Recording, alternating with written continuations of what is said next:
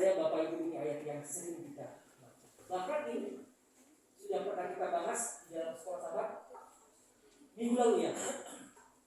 Mengapa takut dalam kegelapan? Yeremia 29:11. Saya bacakan kembali. Sebab aku mengetahui apa? Rancangan-rancangan apa yang ada padaku mengenai kamu. Demikianlah firman Tuhan, yaitu rancangan damai sejahtera dan bukan rancangan kecelakaan, untuk memberikan kepadamu hari depan yang penuh harapan. Dan Pak Bidani juga jelaskan bahwa hidup kita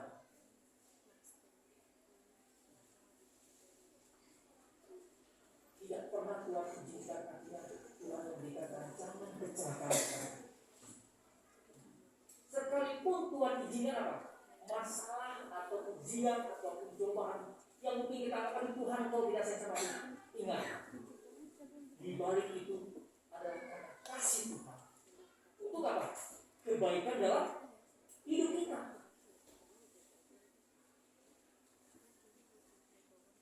Sama seperti dalam firman Tuhan dalam kitab Yosua 1:9. Mengapa kita takut dalam kegelapan? Ini pun juga sering kita dengar. Bukankah telah kuperintahkan kepadamu, kuatkan dan teguhkan hatimu. Jangan kecut dan tawar hati, sebab Tuhan menyertaimu. Ini adalah janji Tuhan. Pengharapan bahwa Tuhan selalu menyertai kita. Tuhan selalu beserta dengan kita dimanapun kita berada. Sebagaimana pelajaran sekolah sahabatnya kemarin, kita sebut siapa? Yesus sebagai Immanuel kita. Tidak pernah Tuhan meninggalkan kita. Seperti itu. Oleh karena itulah kita belajar pelajaran sekolah sahabat yang pelajaran kenapa? Melihat yang tidak terlihat. Pelajarannya harus kita lakukan. Itu kita harus punya iman. Ini yang perlu kita miliki.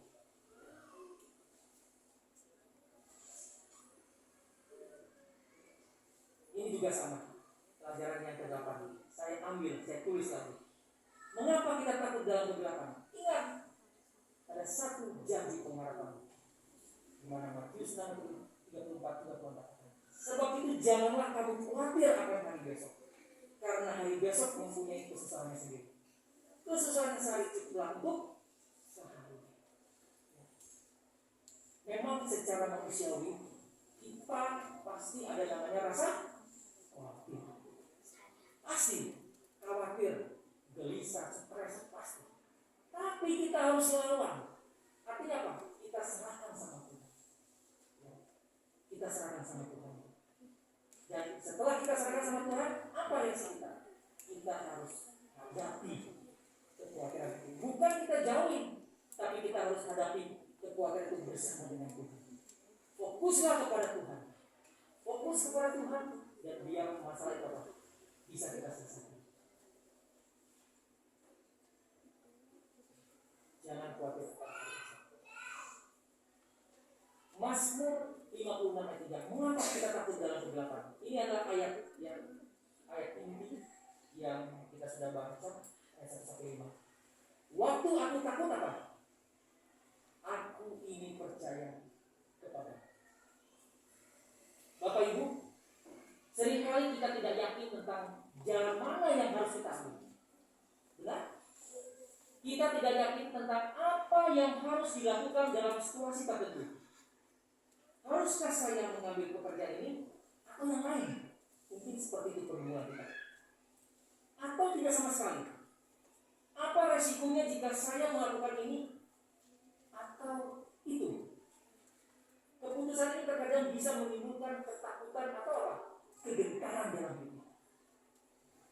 Tapi ingat, ini janji firman Tuhan kepada kita dalam Mazmur 56:3.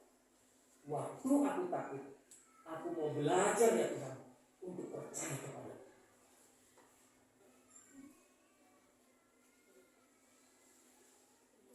Di dalam Tuhan aku mau percaya, aku tidak takut. pelajaran sekolah sahabat pada pelajaran sekolah sahabat minggu ini, pelajaran yang ke-8. Ibrani 11 ayat 1. Apa itu iman? Ya, saya akan baca kembali lagi Bapak Ibu. Iman adalah dasar dari segala sesuatu yang kita harapkan dan bukti dari segala sesuatu yang tidak kita lihat. Kita harus punya iman Bapak. Bagaimana cara kita meningkatkan iman? Itu pertanyaan. Ingat, kita harus lebih banyak dekat dengan Tuhan. Itu yang pertama. Yang kedua, kita harus lebih banyak meluangkan waktu membaca Alkitab. Karena iman timbul dari kebenaran. Kebenaran timbul dari apa? Kuasa Tuhan. Dan yang ketiga, perlu ada namanya exercise. Tubuh kalau tidak adanya exercise, maka tubuhnya akan lemah. Begitu juga bagaimana cara kita bisa meningkatkan iman, kita juga harus dihadapkan dengan apa? Satu masalah. Bukan berarti masalah itu membuat kita menjadi jauh, tetapi kita dimurnikan. Iman kita semakin dimurnikan dengan tujuan kita semakin lebih apa? Bertekun dan mengandalkan Tuhan.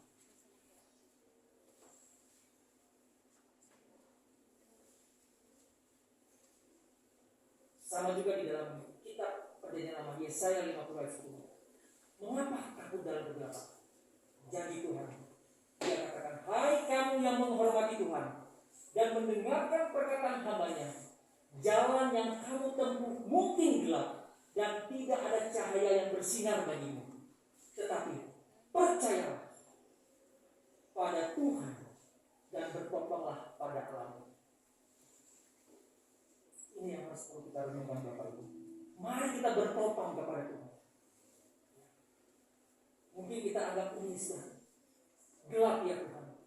Ini mungkin sudah tidak mampu lagi saya lakukan Tuhan. Ingat, percaya, yakin, Tuhan pasti akan kasih jalan, atau Tuhan pasti akan memberikan solusi dalam hidup kita. Dalam Ministry of Healing halaman 81, mungkin kita sering membaca kutipan dari hamba Tuhan PA Inspirasi Ellen White. Dikatakan, Bapa Surgawi kita mempunyai apa? 1001 cara untuk menyediakan keperluan kita yang tidak kita ketahui. Ini luar biasa ya. Mereka yang menerima prinsip mengutamakan pengabdian kepada Tuhan, permasalahannya akan lenyap dan jalannya akan rata. Bapak Ibu, tadi saya sempat ngobrol sama sahabat saya Dr. Michael. Dia katakan bahwa hidup ini penuh dengan ketidakpastian. Benar nggak? Hidup ini penuh dengan ketidakpastian. Contoh saja, sampai sekarang pandemi belum selesai. Saya termasuk alumnus kena COVID-19. Pada waktu itu kena varian Delta tahun 2021. Bahkan saya dikatakan dokter, untung kamu apa? Langsung berobat dan dirawat inap. Ternyata hasil lab saya di Daimler ya, pengentalan darah saya 3.000. Pengentalan darah saya merasa oke-oke aja secara fisik. Tetapi setelah diperiksa darah, labnya di Daimler saya 3.000. Dan dokter bilang kamu harus dirawat. Ya. Karena ada bahaya kalau pengentalan darah itu tidak segera diobati. Jadi saya setiap hari harus disuntik pengencer darah di perut ini. Dan gak tanggung-tanggung. Sangat sakit sekali disuntik itu. Disuntik di perut ya. Setiap hari selama hampir 1 minggu. Dan puji Tuhan, pengentalan darah ya, saya dalam tubuh saya menurun.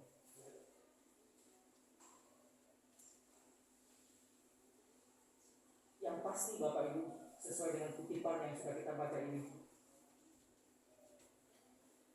kita harus selalu mengandalkan Tuhan. Kita harus menjadikan Tuhan yang terutama. Dan kita harus melakukan sesuai dengan kehendak-Nya. Karena Tuhan bisa melakukan hal-hal di luar dugaan kita. Bahkan tidak masuk akal untuk mencukupkan kebutuhan kita yang ada di tempat ini. Karena Tuhan yang kita sembah adalah Tuhan yang maha besar, Tuhan yang maha melihat, Tuhan yang maha mengetahui, Tuhan yang maha mendengar. Karena Dialah yang mempunyai 1001 cara di luar dari apa? akan begitu.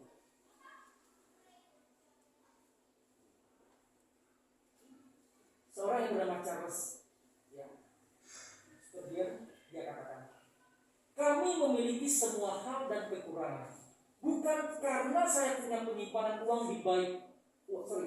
baik di bank, bukan karena saya memiliki keterampilan dan kebijaksanaan untuk mendapatkan makanan saya, tapi karena Tuhan adalah gembalaku.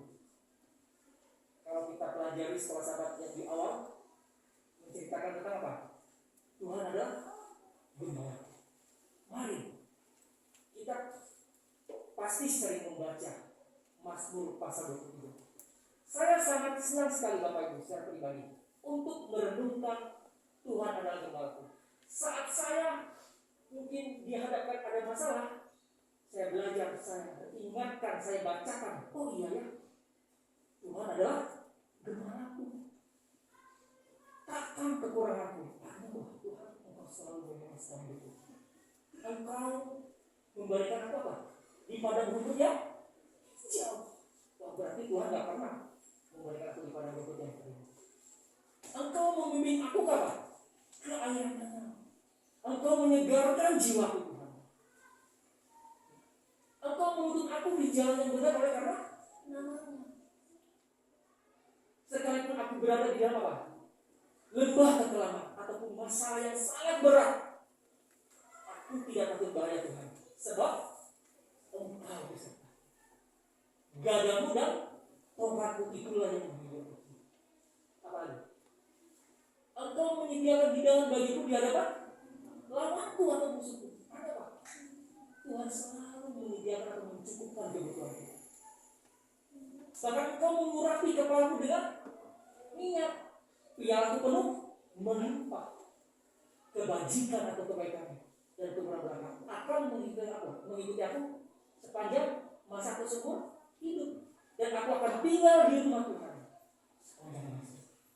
Itulah yang saya selalu renungkan saat saya dihadapkan masalah. Oh iya, ada Mazmur 23. Tuhan adalah gembalaku. Tuhan bantu aku. Tuhan pasti akan menolong. Slide yang terakhir. Ini sangat bagus. Saya bacakan ya. Kita menunjukkan jati diri sejati kita saat kesulitan. Saat beban hidup datang bertubi-tubi. Yang sejatinya pencuri, ingat, yang sejatinya pencuri akan terlihat tabiatnya sebagai pencuri. Yang sejatinya pengkhianat atau kita sebut matre, ya, dan sebagainya akan terlihat apa? Perangainya. Pun sama, yang sejatinya penyabar akan terlihat rasa sabarnya. Yang sejatinya jujur akan terlihat kejujurannya. Semakin mencerahkan, semakin cemerlang. Yang sejatinya setia sungguh akan menakjubkan melihat kesetiaannya. Mari Bapak Ibu, semua itu akan kita lihat, ya. Kalau kita semakin setia kepada Tuhan, Tuhan akan mengajukan atau memberikan satu keajaiban dalam hidup kita. Tuhan pasti akan memberkati kita. Amin. Terakhir, sebagaimana tadi saya sampaikan, saya rindu ingin menyampaikan kesaksian saya Bapak Ibu. Mungkin Bapak Ibu sebagian yang ada di sini, apa yang ada di tempat ini sudah mengetahui keluarga saya.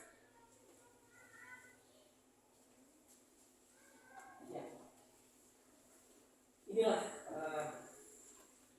saya bersama dengan anak saya Aurel, tadi sudah diperkenalkan, dan almarhum istri saya.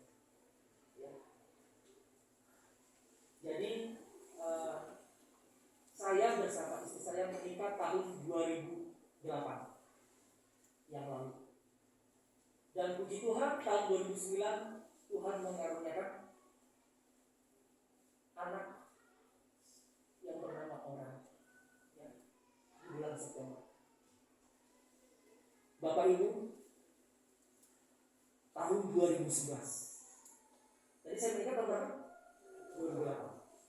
2008. 2011. Inilah pelajaran yang saya mau sampaikan. Mengenai apa? Jalan lembur, cobaan, ujian, ya. 2011 tiba-tiba istri saya tidak bisa jalan. Istri saya profesinya perawat, saya perawat. Dia bekerja pada waktu itu di bagian ICU, critical care. Saya bekerja di bagian IGD, Instansi Gawat Darurat. Pada tahun 2011 tiba-tiba dia tidak bisa jalan. Maka Sukatip yang saat itu mau tidak mau harus segera dibawa ke rumah sakit. Karena dia bilang, "Pak, kok kepala mama terasa sakit, pusing, mama nggak bisa jalan, bahkan mama mau muntah." Singkat cerita, saya telepon ambulans, dan ambulans datang, dijemput, dan sampailah di rumah sakit. Setelah itu dokter bilang kepada semua, ini harus segera difoto. Foto apanya dok? Kepalanya. Setelah difoto, dokter bilang pada semua, kamu harus keluar. Kenapa dok? Ternyata di dalam kepalanya ada tumor. Coba bayangkan Bapak Ibu, saya sebagai suami pada saat itu sangat kaget sekali. Karena sebelum kami kami pacaran selama 5 tahun, habis itu ya, intinya sebelumnya itu nggak ada apa-apa.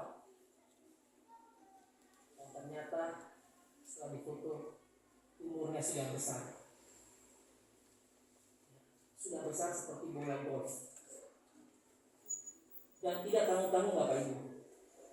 Posisi tumornya ada di banak otak atau di brainstem. Kita ketahui bahwa fungsi batang otak itu salah satunya sebagai pusat pernafasan. Kalau kita berjalan, kita seimbang, itu salah satu fungsinya juga yang mengatur batang otak. Tapi yang paling riskan atau risiko tinggi itu adalah pernafasan. Dan dokter bilang, kalau untuk dilakukan tindakan operasi sangat riskan, kamu harus bersedia untuk tanda tangan informed consent. Kalau meninggal di meja operasi, kamu harus relakan.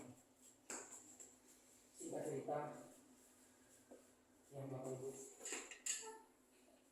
keluarga dari pihak istri dan dari pihak saya sendiri setuju untuk dilakukan apa?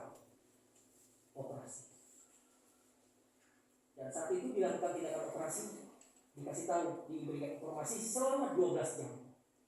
Dan saat itu bukan dioperasi di rumah sakit APM Bandung, karena sehubungan fasilitas tidak memadai, dibawa ke rumah sakit Jakarta di Siloam. Dan memang dokter bilang, pada semua ini sangat berat. Kami hanya berusaha.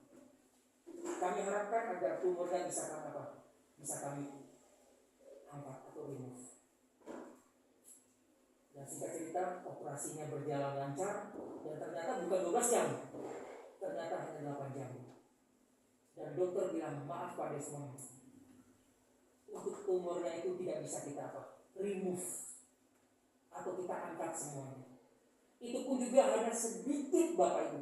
Tujuannya untuk memeriksa apakah jenis tumornya jinak atau ganas, atau kalau kita sering sebut PA, patologi anatominya. Dan singkat cerita, kami menunggu hasil dari patologi anatomi ini. Istri saya ternyata jinak atau benign. Namun Bapak Ibu, saya tidak boleh merasa senang walaupun jinak. Kalau ganas cepat ya, untuk divonis umurnya secara medis paling cepat, paling enggak 3 bulan, 2 bulan pasti akan. Ini secara medis ya, ini bukan di luar dari kita hubungan ke Tuhan, pasti akan meninggal kalau dia ganas. Nah, untuk benign atau jinak diprediksi oleh dokter ya saat itu paling lama usianya hanya 3 tahun. 3 tahun loh. Iya. Itu secara medis atau ilmiah. Karena jenis tumor istri saya adalah glioma grade 2B pada saat itu. Saya sebagai suami merasakan, udah jauh dulu.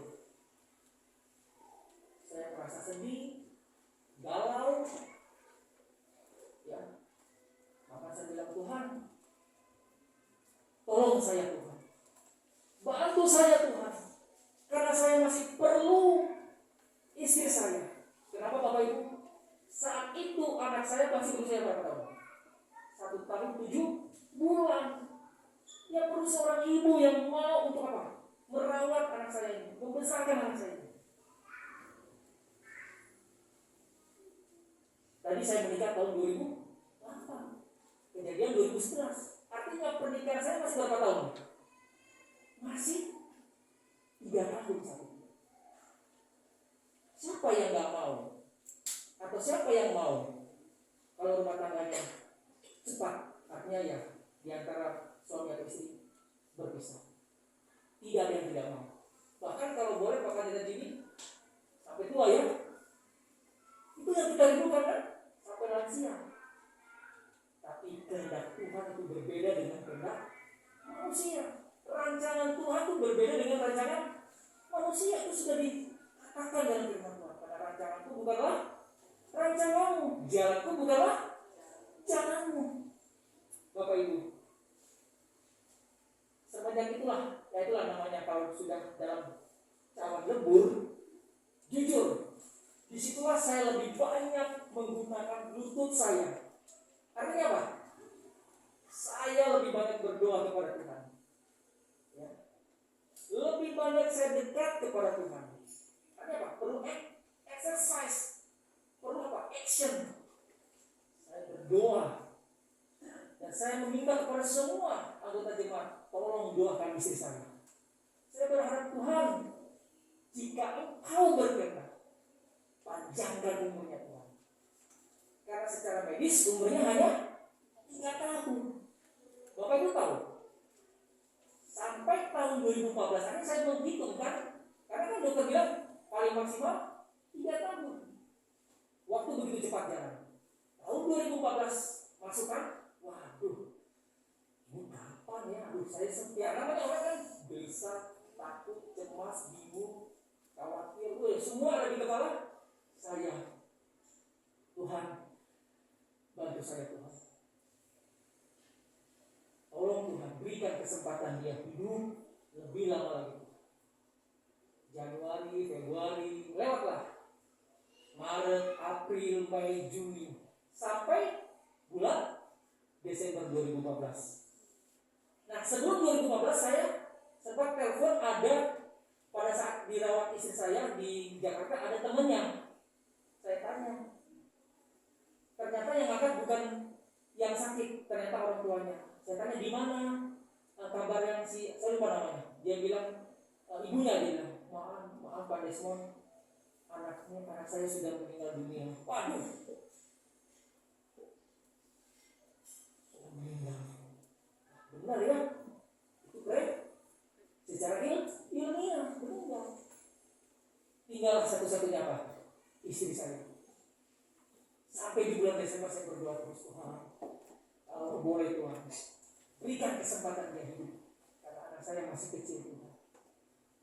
Dan puji Tuhan, Bapak Ibu singkat cerita, lewatlah tahun 2014 yaitu 2015. Wah, ternyata istri saya masih memberikan Pak kesempatan dia. Dan saya sangat bersyukur Bapak Ibu. 2015 lewat 1 tahun, puji Tuhan dia masih hidup. Bahkan diizinkan apa? Dia bekerja. Wah, luar biasa. Dulunya dia nggak bisa jalan, susah. Tuhan sangat luar biasa. 2015 lewat, puji Tuhan sehat. 2016 puji Tuhan sehat. Namun sepanjang tahun 2015 yang berarti saya tidak apa? Longgar dalam arti apa? Saya dekat dengan Tuhan. Justru saya mau dipakai oleh Tuhan. Tuhan, pakai kami. Untuk apa? Menjadi saksi Tuhan. Mama diberikan hidup yang panjang, harus menjadi saksi. Jadi kami kadang-kadang setiap kali sabar setelah pulang, kami datang ke pasien, berikan semangat. Kalau ada pasien yang terkena kanker, berikan semangat. Ini buktinya. Bahwa apa? Ibu ini apa? Tetap survive atau tetap masih hidup. 2017 sehat, puji Tuhan. 2018 sehat, puji Tuhan. Namun 2019 Bapak Ibu, nah inilah namanya apa? Cawan lembur lagi. Wah, kita kadang-kadang tidak bisa menilai pikiran Tuhan ya. Nggak bisa. Karena Tuhan itu memang sangat-sangat luar biasa, di luar dari akal budi manusia. 2019 tiba-tiba istri saya Pak, dia mengalami kelemahan.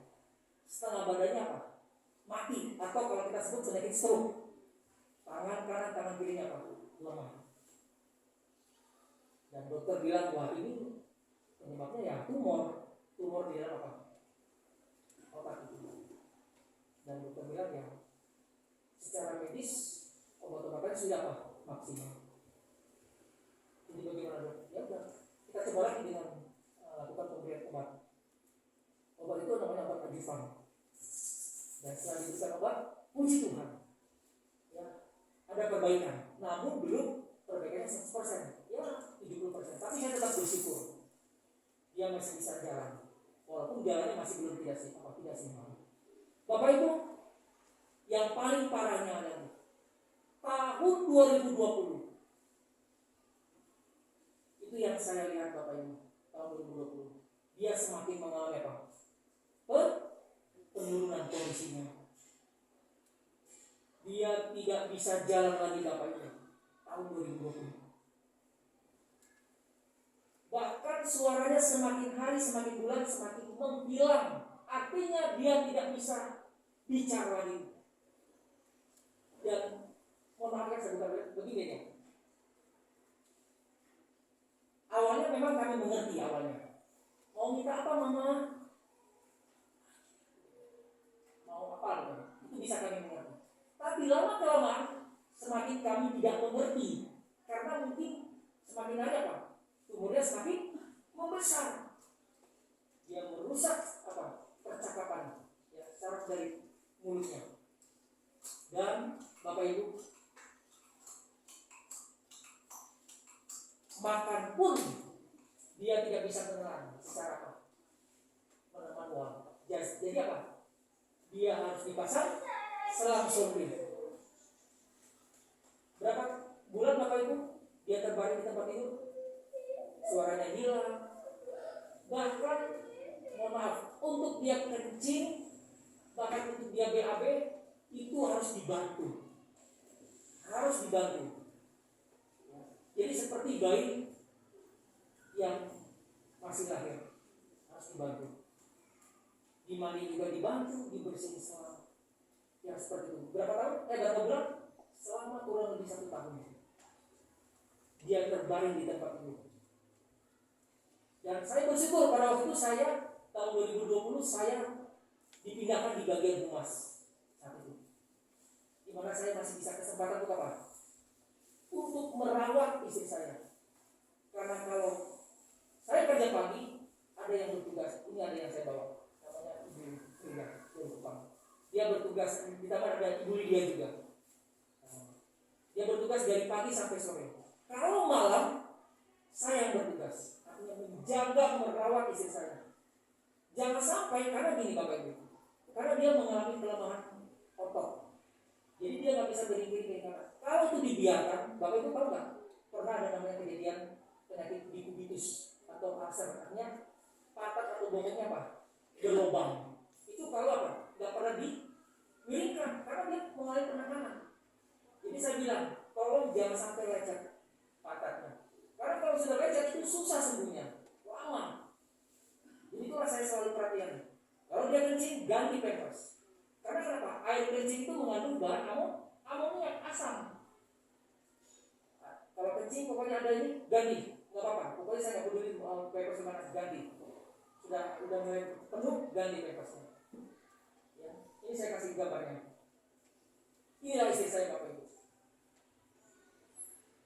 Dia terbaring di tempat tidur, dia terpasang selang makan NGT. Kami, saya dan anak saya setiap hari harus kasih emosional support, kasih dukungan. Mama, anak saya kadang-kadang tidur bersama dengan apa? Mamanya. Dan Singkat cerita, di tahun 2021 lalu, tepat tanggal 10 Mei, Tuhan memanggil istri saya. Tadi awalnya saya minta Tuhan, kalau boleh ya sembuhkan Tuhan. Saya berdoa terus. Tapi apakah doa itu artinya Tuhan akan selalu jawab yang terbaik? Iya. Walaupun secara manusia kita pengennya apa? Dia hidup. Tapi ingat, saya berpikir positif di dalam Yeremia 29 ayat tadi, ayat 11. Itu karena apa? Kasih Tuhan yang begitu baik. Tujuannya apa? Untuk kebaikan saya. Itu yang saya rasakan. Pengalaman saya apa?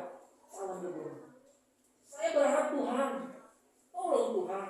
Kan Tuhan kan ajaib. Orang mati aja Tuhan bisa bangkitkan. Roti saja Tuhan bisa buat menjadi apa? 5.000 dari 2 ikan apa sih? Roti dan ikan ya? Tuhan bisa jadikan apa? Lebih banyak lagi. Kan bagimu tidak ada yang mustahil. Tapi Tuhan bilang, maaf guys, saya harus panggil istri kamu. Tanggal 10 apa?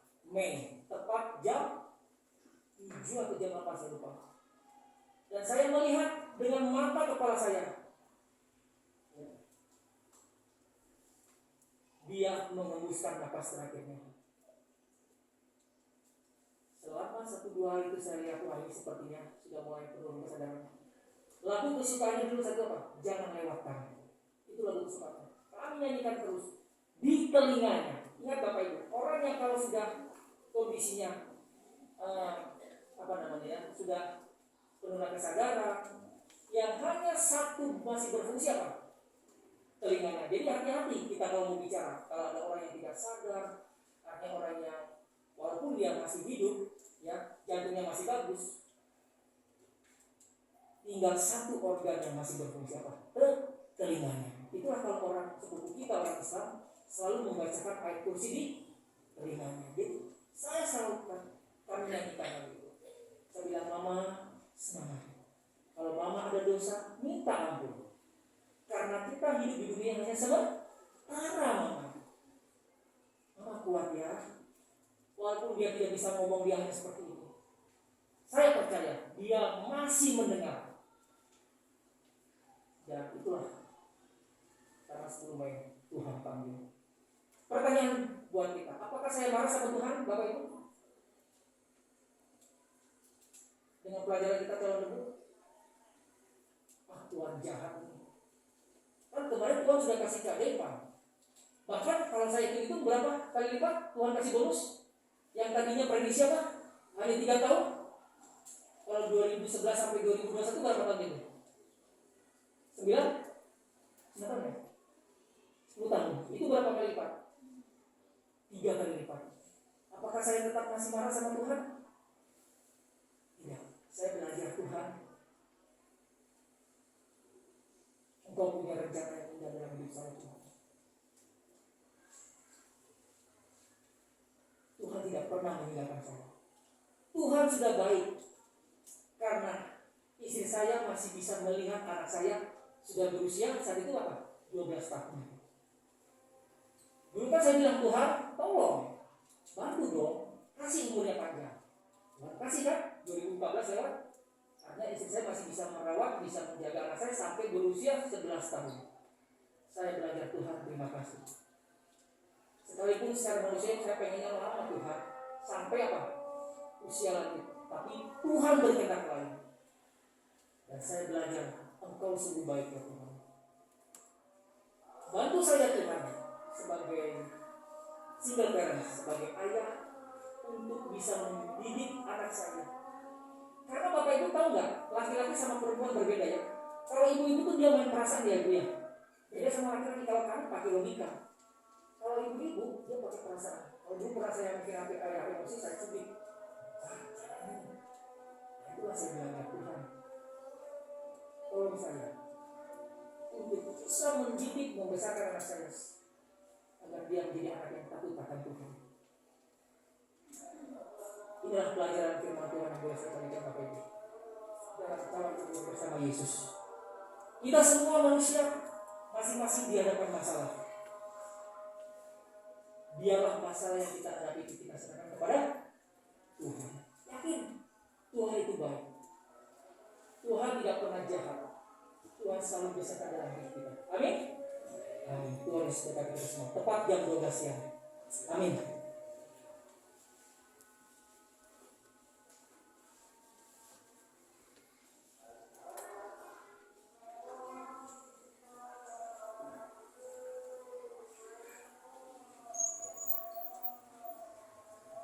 Kita akan menutup pembaktian khotbah kita memuji Tuhan dari lagu siang nomor 277. Betapa senang aku kabarkan Jumat Tubuh.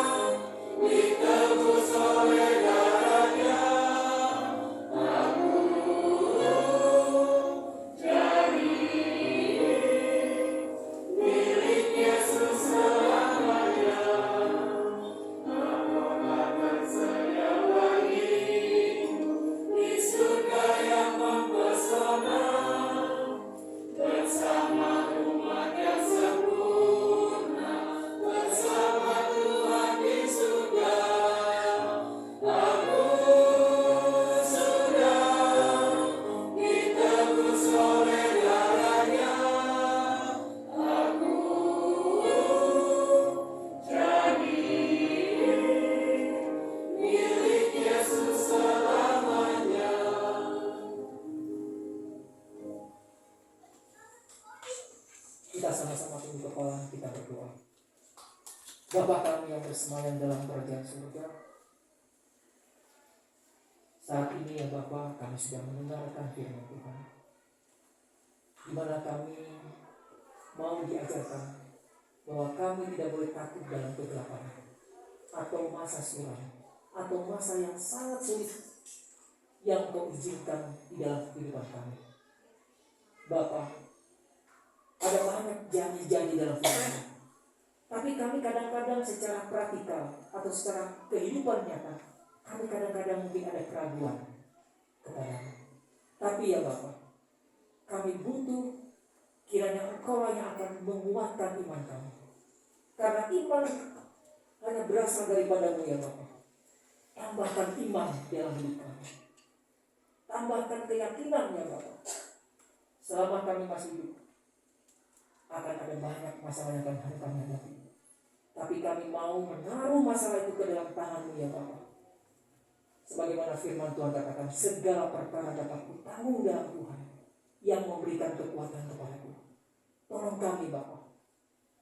Mungkin di antara kami yang saat ini sedang berdoa, ada pergumulan yang sedang kami hadapi. mungkin masalah kesehatan, mungkin masalah ekonomi atau keuangan, mungkin masalah rumah tangga, mungkin masalah pekerjaan, atau mungkin ada orang yang gak suka kepada kami, yang mencerca kami, yang memfitnah kami, dan masih banyak lagi ya Bapak, masalah-masalah yang kami hadapi. Kami mau serahkan ke dalam tangan-Mu ya Bapak. Bantu kami ya Bapak, karena Engkau tidak pernah memberikan ujian, pencobaan, melebihi dari kekuatan kami. Terima kasih Bapak, kami akan mau berpisah. Saat kami keluar dari tempat ini, kami mau berjalan bersama dengan Engkau. Karena kami rindu ya Bapak, tidak lama lagi Engkau akan datang dan Engkau akan menjemput kami. Karena tempat tinggal kami bukan di dunia ini, karena keluarga negara kami adalah surga ya Bapak. Itulah iman dan harapan kami kepada-Mu. Berkati jemaat Merbabu, berkati gembala gereja Merbabu yaitu pendeta Jimbo, bahkan ketua jemaat, bahkan semua majelis ya Bapak, agar Kau berikan hikmat dan akal budi kepada mereka. Berikanlah roh persatuan kepada jemaat ini. Sambil kami menantikan kedatangan kedua kali, biarlah kami dipakai oleh Engkau untuk menjadi penjala manusia ya Bapak. Terima kasih Bapak. Di dalam nama Yesus Kristus kami sudah berdoa dan mengucap syukur. Amin.